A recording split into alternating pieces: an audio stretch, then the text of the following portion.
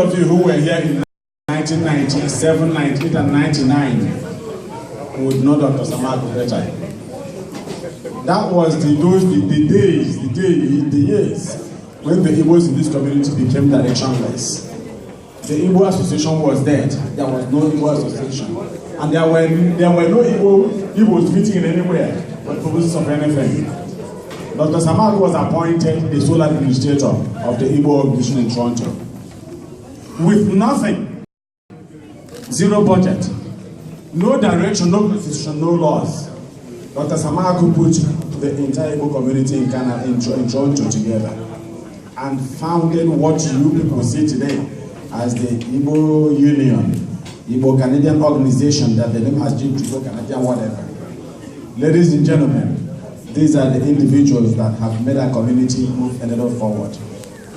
Dr. Samago, you have fought the Biafran War as a soldier in defense of the Igbos. You have fought the war of the mind to liberate the Igbos from the oppression of Nigerians. The Igbos, your fathers, your brothers, your sons and daughters, your mothers, your sisters, today want to recognize you. We want to tell you you've come of age. Ladies and gentlemen, by the powers conferred on me, tonight, and on behalf of Igbo in Canada, we recognize Dr. Samago as our elder. Dr. Samago, when you step out there, speak for us. Represent us as an elder of Igbo land. From what your fathers have taught you, teach us the younger ones, and help us to lead you to the right direction. Thank you.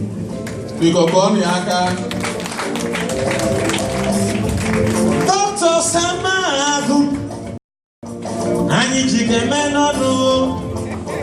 jikeme n'ọnụ, ịgatịrị anyị yo. Ogologo ndụ arụ isi ike bụ nke gị nye ọma.